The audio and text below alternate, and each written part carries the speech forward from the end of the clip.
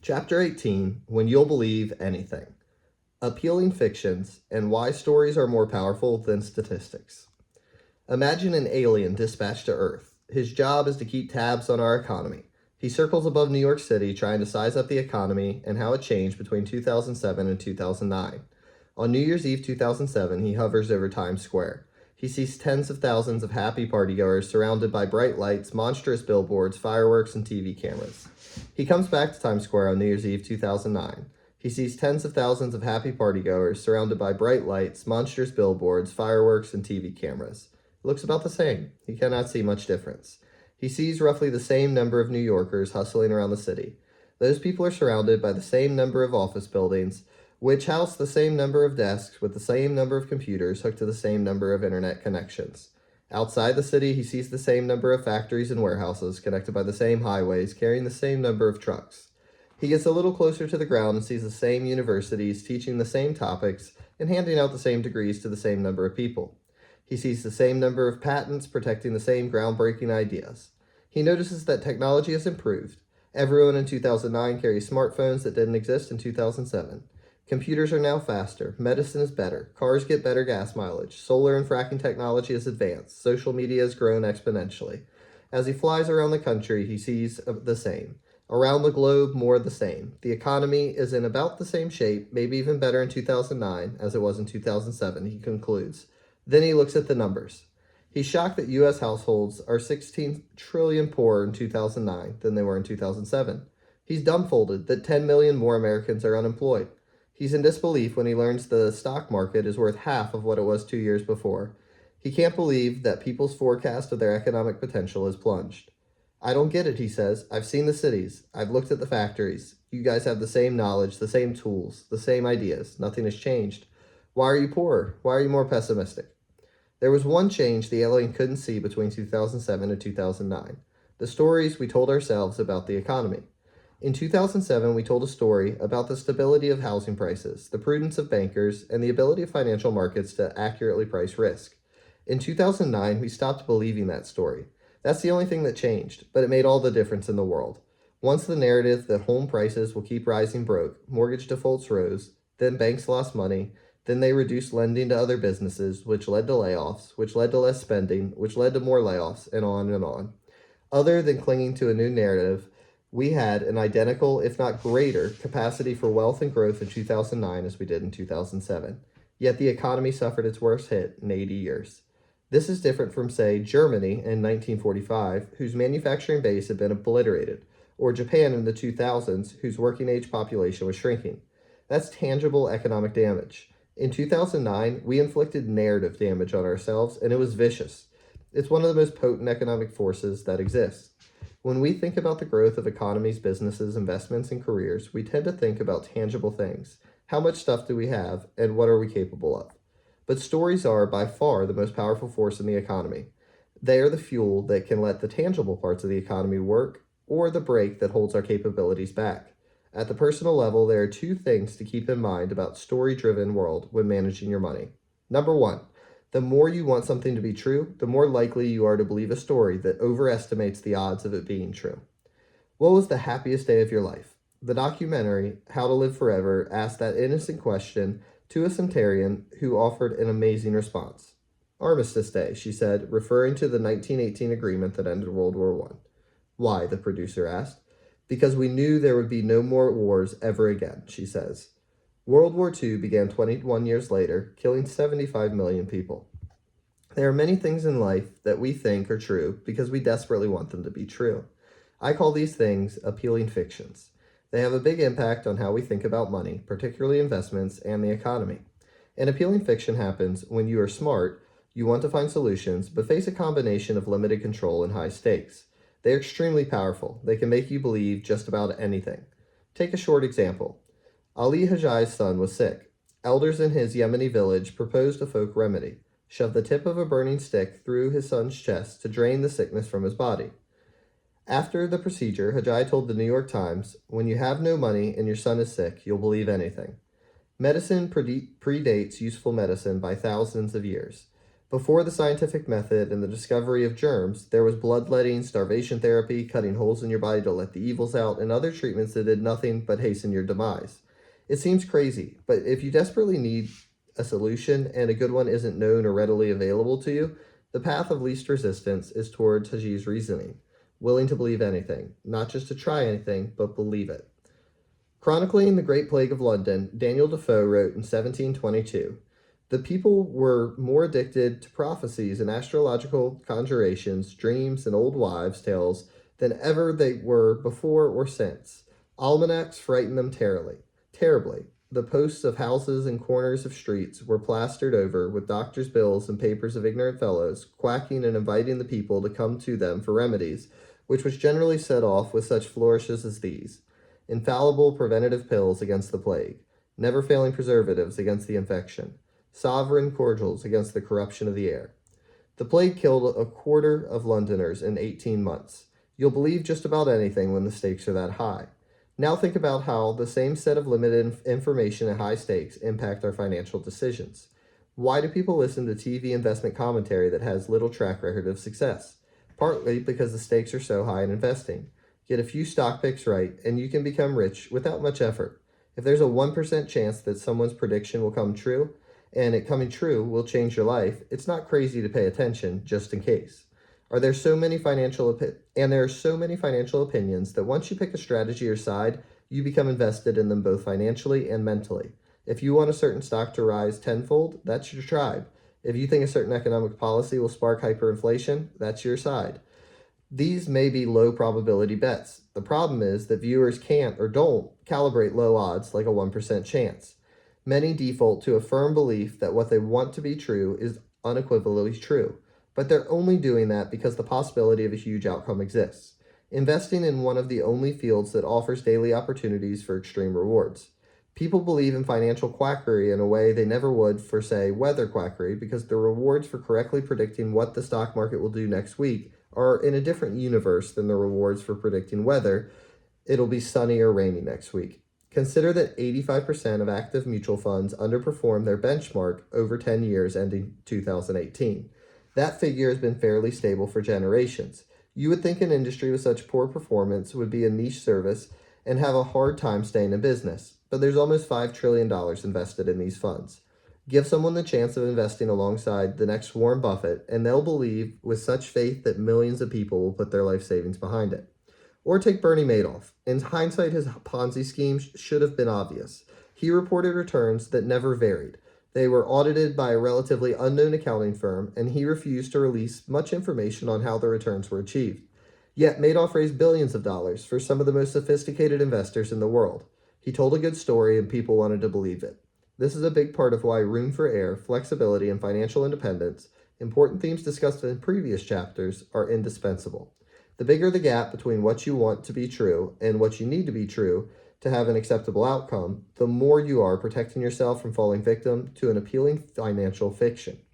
When thinking about room for error in a forecast, it is tempting to think that potential outcomes range from you being just right enough to you being very, very right.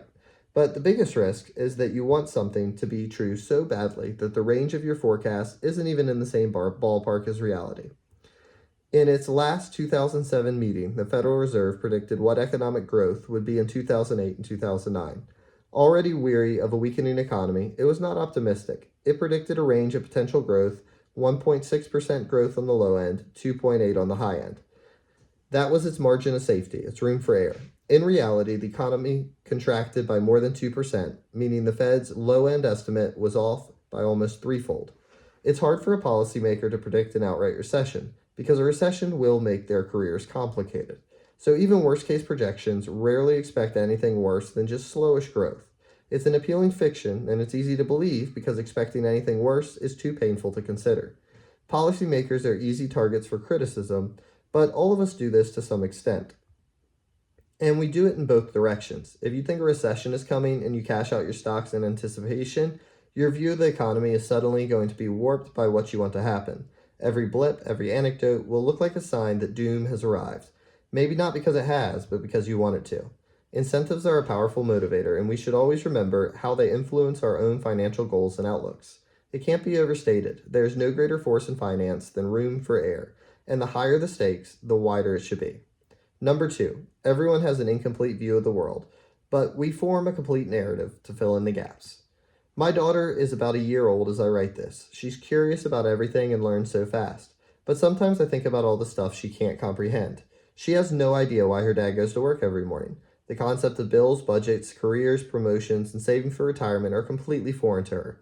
Imagine trying to explain the Federal Reserve, credit derivatives, or NAFTA to her. Impossible.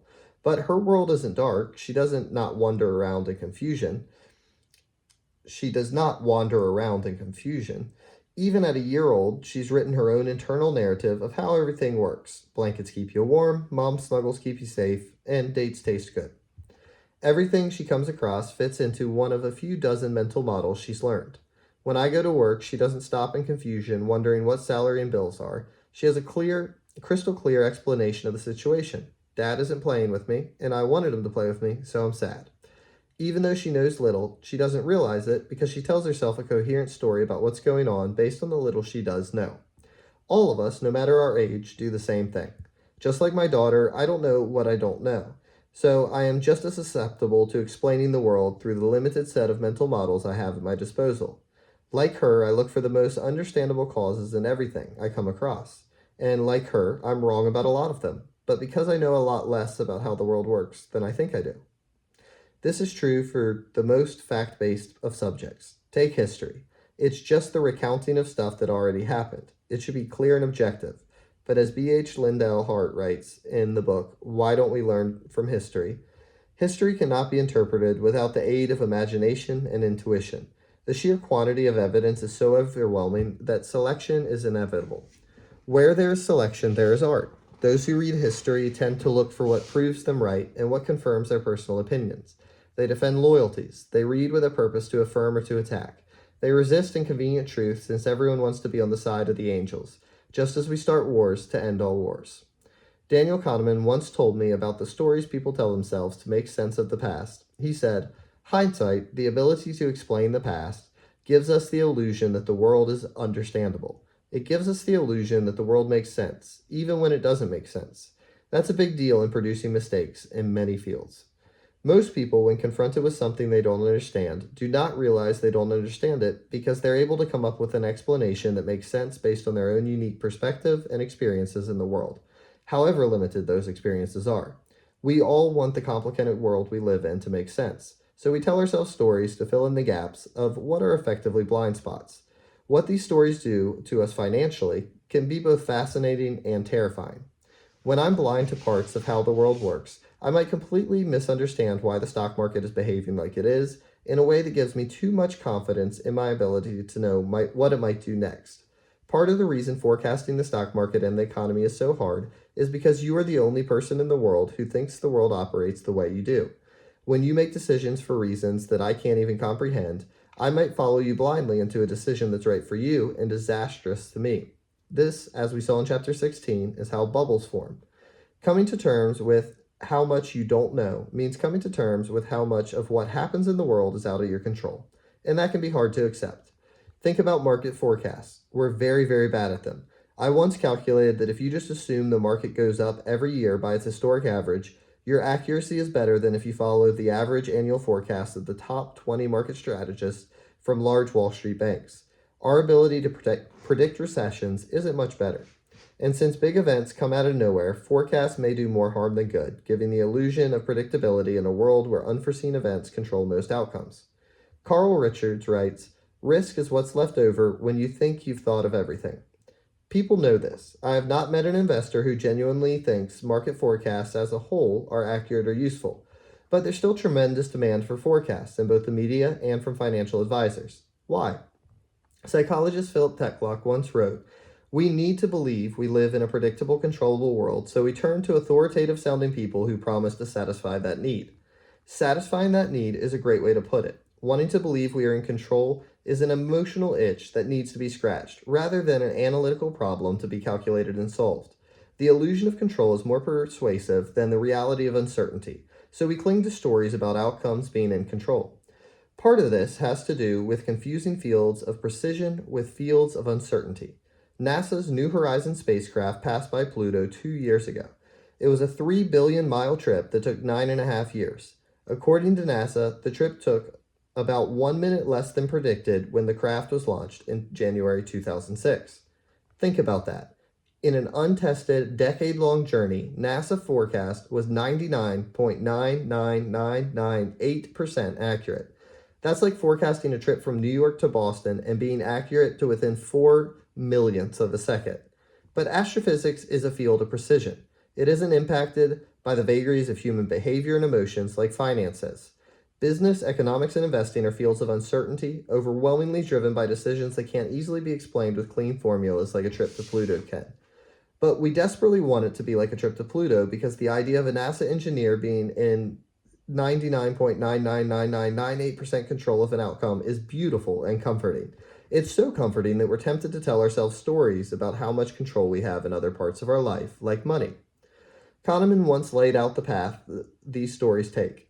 When planning, we focus on what we want to do and can do, neglecting the plans and skills of others whose decisions might affect our outcomes. Both in explaining the past and in predicting the future, we focus on the casual role of skill and neglect the role of luck. We focus on what we know and neglect what we do not know, which makes us overly confident in our beliefs. He described how this impacts businesses. I have had several occasions to ask founders and participants in innovative startups a question. To what extent will the outcome of your effort depend on what you do in the firm? This is evidently an easy question. The answer comes quickly, and it has never been less than 80%. Even when they are not sure they will succeed, these bold people think their fate is almost entirely in their own hands. They are surely wrong. The outcome of a startup depends on as much on the achievements of its competitors and on the changes in the market as on its own efforts. However, entrepreneurs naturally focus on what they know best, their plans and actions, and the most immediate threats and opportunities, such as the availability of funding. They know less about their competitors and therefore find it natural to imagine a future in which the competition plays little part. We all do this to some extent, and like my daughter, it doesn't bother us a bit. We don't wander around blind and confused. We have to think the world we operate in makes sense based on what we happen to know. It'd be too hard to get out of bed in the morning if you felt otherwise. But the alien circling the Earth, the one who's confident he knows what's happening based on what he sees, but turns out to be completely wrong because he can't know the stories going on inside everyone else's head, he's all of us.